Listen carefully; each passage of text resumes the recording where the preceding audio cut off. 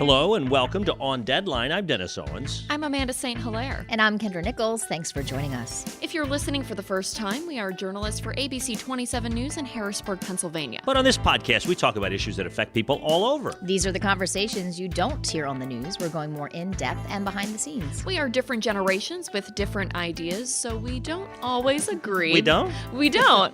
But we do get very personal, we get very real, and hopefully we get you thinking. We are recording on Monday, December 11th, 2017. Does crime pay in Pennsylvania? Perhaps it does if you're a state lawmaker. Today we're talking about loopholes that allow people in power to cash in, even if they've admitted to criminal activity.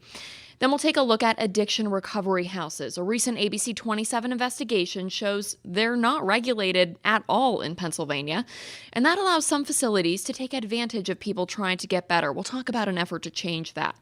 Then we'll hear a word from you, your comments and questions from this week. So let's start with crimes, or in some cases, alleged crimes that pay. Make our legal team happy here. Yeah. Two stories this week got strong reaction from our viewers. So let's start with former state senator Bob Mello, served prison time for corruption. And you don't have to say alleged crimes. He admitted to them. For him, yes. Yeah. And For some other people, they're still alleged, We'll talk I about think. that in a minute. Yes.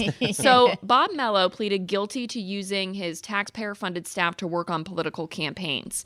He initially lost his pension, but his lawyers argued his crime did not compare to the state crimes listed under the pension forfeiture law. That's a mouthful. Yep. They won that fight, and now Mello has not only his $245,000 yearly pension reinstated, also $1.3 million in back pay. For the 6 years that they stopped Yes. giving him. And Yes. so he went to prison. The frustrating thing here for a lot of people is, first of all, Because a lot of people were mad about this. We got a lot of course. emails. Yeah. he never made more than $100,000, or basically right around $100,000 when he was a leader, and somehow getting a $245,000 pension. How Now, does to that be happen? clear, well, to be clear, that has now been stopped. For anybody after 2010 into the system, we have stopped it. But the way it works is this. He had 40 years. His formula was either 2.5 or 3. So you multiply that. So once you get, if it's 3, that's 120% of what his salary was. Wow. Plus, he put 18% money of his own money into the pension Right. system over 40 years, which helps inflate And that's an it. argument I've heard when you're talking Yeah. about pensions. Some of it is your own money you Correct. have invested. So if you are convicted of a crime, should you at least get that money Well, back? you Maybe do. your own Most of the money. people do. You get your money out. Right. The money Right. you put in out. They'll give you that, and that's your But why money. taxpayer dollars? What are the list of crimes? Give people an You've idea. got the list of crimes. Yeah, just so to give people Dennis, an idea what they you, are. and there's, it sounds, when you first look at the list, you go, okay, this makes sense. So this is the list of crimes where you're not supposed to be able to get your pension. You can forfeit under your the pension. Pension Forfeiture Act. Theft by deception, theft by extortion, theft of services, forgery, tampering with records or identification, perjury, false swearing, official oppression, speculating or wagering an official action or information, retaliation against witnesses. So what happened with Bob Mello? So there's a couple sticky wickets. That's I your like it. favorite Favorite, term. It is. Sticky wickets. So just so we're clear, he's like the first one to get this reinstated in this fashion. In like 11 and it was years, a right? 6-5 vote by the pension Right, it board. was- And the treasurer, Joe Torsello, was adamantly against it. So this was not a unanimous. This was not Definitely unanimous not. by a long shot. What happened, what he was able to argue, was that what I pled to, not what I did, because, by the way, what he admitted to doing actually may That be falls on that list. Absolutely. But what he pled to was mail fraud. And so what they got him on, but in the documents, there's some admission of guilt on some of these items, but what they got him on was not on that list. And, So- and it's also the sticky wicket is those were federal charges versus the state list Right. of pensions. And I know this the happens all stand- the time in the legal system. Right. Outside of lawmakers, people do this all the time. They'll do one crime but take a lesser crime, so it's not a felony or something like that. the So this rule happens all the is time. your plea charge, plea bargaining. yeah, so your charge has to make the list. What you actually did doesn't have to make the list. So it's the letter of the law It's- more so than the spirit. Right, because if you look at what was he officially convicted of, it's Right. what the plea bargain is, now, there was still disagreement, a 6-5 vote. There was still disagreement on the board to keep fighting. Now, I spoke with Senator Chuck McElhenney, and it does bother me that there's 5 lawmakers, I think, total, that got to vote on this. 3 of them, 2 of them Republicans from outside Philadelphia, voted to give him his pension back. Right. Some could argue, what's with lawmakers getting to vote on whether the former guy in my chamber gets this nice pension? Because then doesn't that leave open the window for trading favors? Well, right. So, but Senator Chuck McElhenney, who's a Republican from outside Philadelphia, decent fellow by all appearances, said to me, Dennis, our legal counsel on the board said we're not going to win the fight. Our legal counsel recommended that we reverse course and give them the money, because if we continue to fight, that's only going to cost us more money in legal fees, and we're ultimately going to end up paying it. He goes, I hated to do this. We need to close the loophole. Right. Now, the other sticky wicket, if that's the theme of the day, we've been talking about this loophole. People like Eric Epstein of Rock the Capitol have been talking about this loophole for at least 10 years. You've done stories about this loophole. At least 10 years now. Why is the loophole not closed? Because lawmakers don't Gee, want to close I wonder the loophole. why. Well, and oh, by the way, Senator John DeSanto from right here in Dauphin County has a bill. Representative Scott Petrie, it passed the House, is sitting in the Senate. This is clearly something that outraged people. They could move that thing today as we talk to you on Monday, right, if they wanted to. And then you bring that back when you're rerunning, saying, look what I did. That's exactly right. But I'm not holding my breath that that's going to happen. Is it because people who we believe are law-abiding lawmakers are saying, I don't know that I necessarily want to get my friends in trouble in the future, or I don't know what I'm going to get caught up in. Maybe I better but as John protect DeSanto myself? says, and he's a newbie, okay, so he's in his first year, as he says, it's ridiculous that this is not done. This should have been done yesterday. And this is low-hanging fruit. That if you and his bill, by the way, and the other bills, if you are convicted on the job of a felony, right, pertaining to your job, Right. you lose your pension. Period. We don't need to parse a list and was he charged with that or not charged with that. But it is a little annoying also that these prosecutors should be aware of this stuff. Right. Why are Well, they letting maybe they him plead? are aware, Dennis. Well, and maybe they are. That's correct. I can't say that. But why are they letting him plead to something Because that's they have to creating this agree. gray area? And we're going to talk more about that in a minute when we get to the House members and bribery, which is Right. clearly on the list and is clearly what they did. Right. But that's not what they're pleading to. What resonates so much with people, I think, not only the fact that this is our money, this is public money, that this person gets after being convicted of a crime, and especially after pleading guilty to misusing tax dollars in the first place. Now you're getting tax dollars at the end of it. But there's also that sense of this is unfair that it just really seems to bother people, because it's not that often you get people so worked up about something involving pension.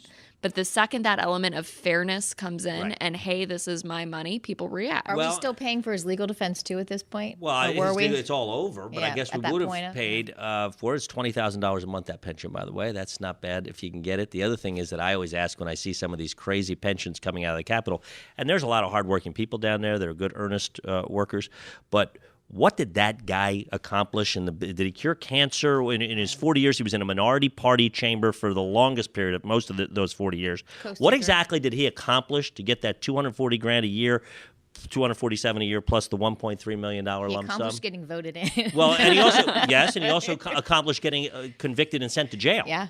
So it's just I understand the outrage. Well, so in that case, we're talking about someone who has a conviction. We have another case of Pennsylvania State Rep Vanessa Lowry Brown. She was charged in 2014 for accepting bribes from an undercover informant. The DA says she admitted accepting bribes to a grand jury. But 3 years later, her case still hasn't gone to trial. It's been continued. I lost track of how many times. Continues to serve as a state rep, collecting a taxpayer-funded paycheck. Dennis, you did a story about it this week. You actually tried to talk to her about it and got a little bit of an interesting response. She was too tired to talk to me. I know who you are. I'm too tired. And my wife can relate to the fact that she's just too tired to deal with me. I get that. But nonetheless, her case is especially galling to many. So there was an undercover sting. You guys have no doubt heard about it. Kathleen Kane, the Attorney General, said she felt it was racially motivated, didn't take the case. The Philadelphia District Attorney, Seth Williams, then took the case, said, what do you mean? We've got people on tape taking bribes in exchange for official action. That's bribery. And they took the bait. They're on tape. Additionally, with Vanessa Lowry Brown, when the case first broke, she and her then attorney went before a Philadelphia grand jury and admitted, with her lawyer sitting there, admitted she did it and admitted she knew it was wrong. And they thought she was all part of this deal. Now, there was 5 co-defendants. All the rest of them have pled and long done. And it sounds like it would be open and shut. It would be open and shut. She keeps getting continuances. But doesn't that fall on the judge who keeps giving her Well, the and that was part of the continuance? story last week as well. The Dauphin County Judge Scott Evans, who says the workload is great in Dauphin County Court. But then we'll go back to sticky wickets. So Kathleen Kane felt it was entrapment and racially motivated. Seth Williams said, I'll take the case because these people did wrong, broke the law. Both Kathleen Kane and Seth Williams have since been convicted of crimes. Seth Williams is behind bars. In fact, for perspective or context sake, Seth Williams, from the time he was charged, tried, convicted, and jailed, was 3 months. She's now 3 years. Now, those were in different counties. Different counties, but the defense raises motions so if the guy who brought charges against you gets charged with something, that's a quote unquote sticky wicket. Sure. The woman who took over after Seth Williams happens to be married to the attorney that represented the confidential informant Tyron Ali. So now the Philadelphia prosecutors were taken out of the case altogether, and it's now in Dauphin County. Okay. They've set it last week. They set it for January 8th. January 8th.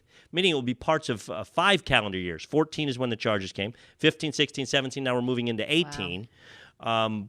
And So we'll see if it happens then. I mean, there's some extenuating circumstances here, just all of the connections. Yes. But I still think, look, it's the defense attorney's job to do their job, but Correct. this is beyond. Well, that's what the prosecutor said. The guy who was removed from the case 2 weeks ago, the Philly prosecutor, has been on it all along, but he's now off.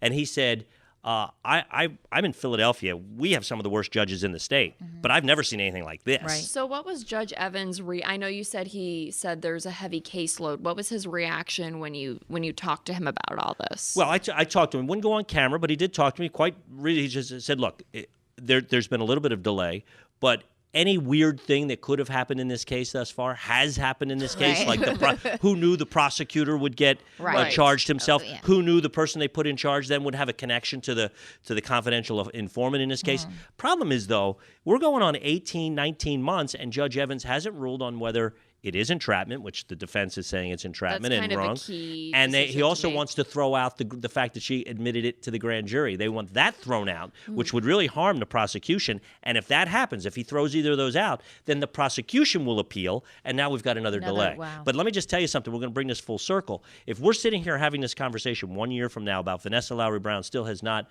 been adjudicated, she's going to be pension eligible. 1 more year, 10 years, pension eligible. And she did win a re-election in the midst of all this, didn't she? Well, and that's the other interesting component. She did win her re-election. That's absolutely correct. She won a re-election. And the question is, the circulating petitions go out in February. Is she going to run again? And for she next wants to year? hit that 10-year now, mark? if she were to get convicted, she hits the 10-year mark, that would fall on this Well, list. now, so let me tell you. So all the previous litigants who took bribes Yes. did not plead to bribery. They pled to conflict of interest. Something In which case you could They're keeping still their get your pensions. pension. They're keeping their pensions because there's conflict of interest, not bribery. Now, in my view, if I'm a prosecutor, because she has dragged this out, and by the way, every time you get past the first of the month, she gets a paycheck, and just past the first of this month, December, she got a $700 raise. They're now making $87,000, just over $87,000 a year as a state representative. So she's continuing to get paid. But in my view, because it's been strung out like this, I think that, and it is bribery, and she admitted to it, they ought to hold to the bribery charge, and it would be pension forfeiture. Yeah. That's Dennis Owens, but I'm not. Right. I Well, have no power, as you two know. When we talk about these cases, though, you sound frustrated, and I think from a journalism standpoint, you're reporting on these things, you think you're shining light, and then nothing happens. They just continue to happen. Right. And in some cases, maybe something shouldn't happen. That's not for us to decide. That's what it is. But when it feels like people don't care about the information, that's where it gets frustrating. Well, it's frustrating to me too, as Kendra so pointed out, and I'm from Philadelphia, of course. No. Well, I am, and guilty as charged. And they've reelected her. And it's like they don't pay any attention or they don't care. Yeah, I really want to understand the prosecutor's perspective of why they will continue to let them plead to lesser charges? What's the reason? Well, that's interesting. And because it saves, they would argue, I guess. Saves taxpayer money? I didn't but get then into they have that to angle. I don't understand. It's interesting. I haven't gotten into that angle of it. That's the next part of the story. Typically, pleas are because now you're not going to make us fight and make you go to court and all of that. I get it. And what do we care? What does a prosecutor care? He's going to get a victory. What does he care about? They A don't care pension, about the pension. which is somebody else's problem. Yeah. But I agree that needs to be more under the microscope. And there are some people talking about a bill under at the House. There's some talk after the Mello thing is that maybe there needs to be an independent group that takes a look at, especially when it comes to corruption, what we're allowing them to plead, what we're allowing the prosecutors to allow the defendant to plead to. Somebody needs to have take a look at that. Right. But there is something to be said in the case of Vanessa Lowry Brown. And this is something we've talked about when we talk about accusations of sexual harassment with lawmakers. The voters had the information. They made their decision.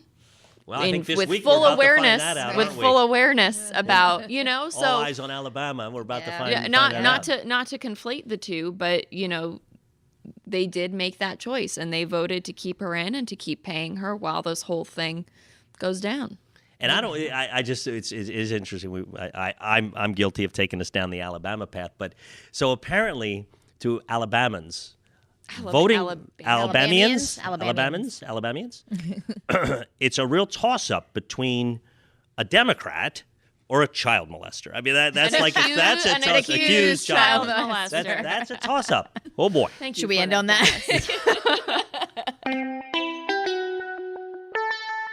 As we fight the opioid crisis in Pennsylvania, we're learning gaps in state laws allow some places to take advantage of people trying to overcome addiction. Recovery houses in Pennsylvania are not regulated, not even a little bit. So I, Amanda St. Hilaire, can say, hey guys, my house is now a recovery house, charge people rent for living there. There are no standards, no inspections required, no counseling experience. In many cases, there have been headlines of drug dealers opening, quote, recovery houses to keep the cycle of addiction going, to get new clients. So let me interrupt one question, though. Yes. Is that if I'm writing the check to you or if government money is somehow going to you? Right now, government money does not go to recovery houses because they are not regulated. in any way.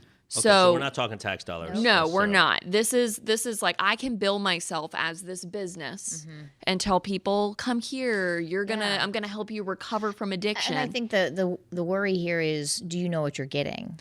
What are you paying for? Are you really going to get the help you need? And I'm not saying everything in the world has to be regulated, but these are people's lives. Well, they can claim that they can give you therapies of some sort. Are they certified to do that? What I learned in the research for this story, because I used to be guilty of using a lot of these words interchangeably, right? Rehab, recovery house, halfway house. They're not interchangeable. They're not the same. So enlighten us. So when you go to rehabilitation, that is your treatment. That is your 30 days. Is that court ordered? That is what people, it can be court ordered. Okay. That is regulated. Okay. And that is what people typically think of. And we talked to a man named Paul for this story, who is kind of your normal guy. He has always had anxiety, and a prescription to help him sleep turned into drug addiction. And he said he had this misconception that it was going to be 30 days and then he was going to be done. Right. He was going to be fine. And what happens with a lot of people is when they're done their treatment, they go back. A lot of times you've alienated other people in your life. You're alone. He would go back to his apartment. Yeah. And loneliness allows some of those old thoughts and eventually old habits to set back in. A recovery house is where you go after treatment. So you're living with a group of people. Yes, it is a choice. Now, in some cases, so for example, in Paul's cases, because of the way his treatment was, they had to release him into someone else's care. Okay. So a lot of times the treatment center will try to connect you with a recovery house if that is the case, if there's no one in your life where you can be released into their care. The recovery house is more like a community, in the one Paul's living in, which he had a great experience with. You're signing in, you're signing out, you're required to go to a certain number of meetings each week. You have responsibilities. You are subject to urine tests to make sure you're not using. And it's down the street from a treatment center. There are counselors you're connected with. But they're not all like that. They don't have to be that way. This set of recovery houses has chosen to operate in that way. There are some others in our area where you walk out the door and there's a drug dealer right on the corner. And as State Senator Tom McGarrigle said, he said, we're basically releasing people into these flop houses. You're warehousing people where you just have a bunch of bedrooms and then people end up falling into the cycle of addiction. So he introduced legislation that would regulate places that bill themselves as recovery houses. And I was just going to say, I'm curious to see where the nexus comes to tax dollars, because it is coming. In other words, this opioid crisis is huge. Right. At both Harrisburg and Washington, it's the one agreement on which Republicans and Democrats agree. Yeah, this is a bipartisan bill. It's bill. bipartisan, and the issue is money is going to flow to people, to those recovery houses at some point. Well, and so it would be helpful, in my view, if we did have it regulated to where we knew if the money's going that those are legitimate places. So as part of the story, I interviewed a man who owns several recovery houses, one of which is the one Paul is living in. And he said, I welcome regulations. It's not often you hear an owner of a business say, hey, state, come in and regulate me, come inspect me. Well, the people who are doing it legitimately, right. though, they... But he said, because he was involved in drug and alcohol treatment for many years. And he said when they came in and set up standards, counseling standards for the treatment centers, that really raised the standards in that whole industry. And so he said, I would welcome this in recovery houses, because these are people's lives you're dealing with. And he is a big believer that recovery process is what makes it stick, where it's probably more costly to the taxpayers to have someone in and out of rehab, which can be court ordered and can receive that kind of funding. And he's saying if there are regulations, we can have state funding for recovery houses. He's hoping it will open up the door to insurance coverage, although that's a little more complicated of an issue. But if we're going to pour money into this issue, he said, let's put it into this process that he believes is important, that helps people keep this as a way of life. So speaking of money, I know this wasn't the focus of your story. What does a recovery house cost? I mean, how much is this out of pocket? They can charge anything. It's out of pocket. So, they can charge whatever they want. So it could be thousands a month. It could be There's there are no standards. And part of the bill that Senator McGarrigle introduced does include consumer protections. So that way you're not basically does getting insurance robbed. cover? No, right now it doesn't. And not to get too far into the weeds here, that could be more complicated of an issue too, because technically these recovery houses, you could argue, are not providing medical treatment. They already got the treatment in the 30 days. So it kind of falls into that in-between area where there is a medical purpose for the recovery house, but it is not actual treatment that is being administered. In many cases, there are people who open recovery houses, as I'm learning, where it's not necessarily nefarious intentions.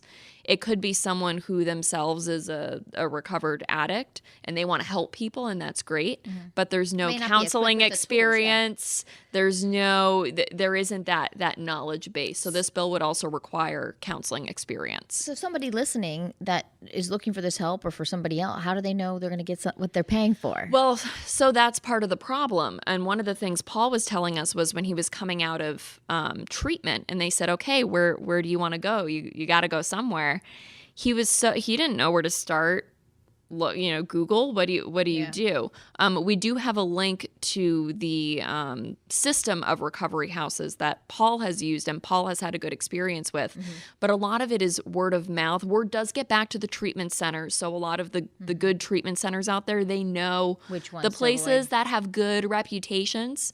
But even that, it's not like you can just look up, hey, these places were inspected. And do they have a lot of waiting lists too? Just like, the rehabs have waiting lists. So I can't imagine recovery houses. It depends. Recovery houses aren't as quite well known as treatment centers. And because they're not court mandated at this point, I don't know that they necessarily have the same waiting list. It's just hard because there isn't data on this. Sure. It's hard to pinpoint even how many recovery houses are in the state because they don't have to register anywhere. Now, of course, in order to implement regulations, that takes money. Right. So part of the idea of this process is any fines from inspection violations, any kind of registration fees when you sign up with the Department of Drugs and Alcohol programs, because you will need to do that as an existing recovery house if and when this goes into effect. That would go back into funding all of this. But, Governor Wolf just talked about more money toward the opioid crisis, and I think there's some hope that if recovery houses are regulated, some of that money could be steered in that direction. But it was powerful talking to Paul, because I think when we talk about addiction, a lot of times there is this misconception that it's someone who grew up on the street and just, is this terrible person who only has ever made bad decisions. And you talk to Paul and he's like, I came from like a blue collar working class family. I had a nice life. Is everybody. Right. Well, and not only that, it's never ending. Yes. Once it's a lifelong struggle. You talk to any recovering addict, they'll tell you they'll be great a month, and the next month it's a huge struggle. I mean, it's almost a never-ending battle. Well, and that's why it is so important when we talk about recovery houses, that we keep that in mind, that it is that lifelong struggle. Paul, one of the things that's really helped Paul is where he is. It's in a nice part of town. He's surrounded by a lot of things. He started taking lessons at the local dance studio, which he loves. I think a quote from him was, "Never in my freaking life did I think I'd be able to do any of this." But having those hobbies is really crucial. So the house Paul is in, it does require you, if you're not working, you need to volunteer so many hours a week. There are certain work components and hobbies they encourage, because that's a huge part of this process. The isolation is really what can make people spiral downward, and with recovery houses, they're trying to avoid that. Now it's time for a word from you, the comments and questions you sent us this week. We got a decent amount of feedback on our episode about gerrymandering, redistricting in Pennsylvania, a lively, thorough discussion. It was fun. So Andrew wrote in and said, I don't get it. It's not a problem until Trump got elected. This isn't new and obviously did not bother anyone until the odds were stacked against them. Andrew, I love that you wrote in, but wrong. Yeah, number one, this had nothing to do with Donald Trump, and Donald Trump was never mentioned. For people who didn't doesn't have anything to do with Donald Trump. For people who didn't listen to that episode, Yeah. there are some lawsuits going on in Pennsylvania right now. None of which have to do with Donald Trump, by the way. Right. Correct. Gerrymandering has to do with congressional districts, Yes. and state and House and Senate districts. Has nothing to do with the president. We didn't bring the president up Yeah. Right. in the entire episode. And also wrong, I've been doing stories I was since gonna Donald say. Trump was on his second wife about how, that's a long time ago, about the problem of gerrymandering. So it is a problem, has been a problem, and it has now gone into court. So just to be clear, Donald Trump doesn't enter into the equation when we're talking about gerrymandering. What people are bringing up is that, it's really interesting that this is being brought up now that Republicans are in power, but because I remember Democrats Dennis also doing stories gerrymander. forever, yeah. This is correct. So then Michael wrote in PA, where most districts are drawn to favor Republican incumbents, all citizens are casualties, simply because the act of gerrymandering is to manipulate districts so the establishment picks the voters, not the other way around. Below us, Maryland is considered more gerrymandered by Democrats. Both parties use it as a weapon. Voters are pawns they move around. Gerrymandering increases partisan gridlock and government dysfunction. And that was from Michael in PA. That wasn't written by Dennis Owens. This was because No. He pretty much nailed it. I don't know. And the Did you point create a fake Facebook No, I account? did not. No, I did not. Let's not start that stuff. But he's right. In Maryland, Democrats do the same thing. It's wrong no matter which party is doing it. Well, in and my both view. parties benefit from it. So right now there are Democrats who are kind of rallying around some of the no gerrymandering, but it's like, hey, weren't you the same people involved in drawing the lines to favor you They all way do back it. when. They all do it. Correct. Right, and then there's a school of thought, and we believe me, we had this during our more than hour-long podcast last week. Is some people would argue, stop whining, just win elections, and then you get to control the process. Well, and one of our guests pointed out, even in some of the districts, the Democrats still didn't win, although they were the heavily more competitive districts. Yes, I think. Yeah. However, but you can't deny that they are using absolute technology to draw those lines in yes. odd, Well, bizarre and that ways. came out Yes. in the court paperwork that just hit It's definitely a with game. some of these lawsuits. Yes, For sure. and there's another lawsuit, by the way. That one was a federal one last week in Philadelphia. There's one in Harrisburg tomorrow or today. It started today. Yeah. And that'll go on this. There won't be a decision. No. I don't believe this week, but it's to hear all the arguments. I do find it interesting, the argument that, hey, if you don't like it, win more elections, because if the Makes it maps more are difficult being to win drawn elections. with the point of you not winning elections, that's that's kind of like hitting think- someone in the face and saying, stop hitting yourself. I think the one that really got me was the one in Lancaster County that they drew just to include that longtime lawmaker's house within the Yeah. district. Joe Pitts, Yeah, that was very odd. Yeah, so definitely a well-rounded discussion there. And last week we also talked about our recent towing investigation. I've been getting some questions on that. We're actually going to be going to the Camp Hill Borough Council meeting this Wednesday at 7 p.m. We don't know if council will address the towing investigation, but it is the first time council will have met since Police Chief Doug Hockenberry was formally charged with DUI. Is he still on the job? He's still on the job. Yeah. As far as we know. Is paid leave or not? We haven't. He heard was of- using, the last council meeting we went to, they said he was using previously accumulated leave. Okay. So it's paid. I don't know how long that goes, if and when that runs out. The agenda for the council meeting isn't out yet, but we will be there and we will see what they address about any one or both of those topics. If you'd like to check out the links to the stories, articles, and videos we discussed, you can find them in our show notes on our website, abc27.com. Send us voice memos with your thoughts. It's a lot of fun. We really like getting hear you. those. Yes. You can record on your phone and email the investigators, THE investigators, at abc27.com. To get On Deadline delivered directly to your phone, tablet, or computer each week, subscribe in Apple Podcasts, Google Play Music, Stitcher, TuneIn, pretty much anywhere you can get podcasts.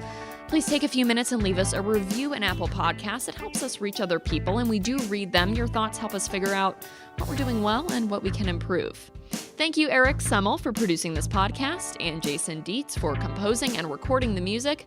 It is time for us to go. We're on deadline.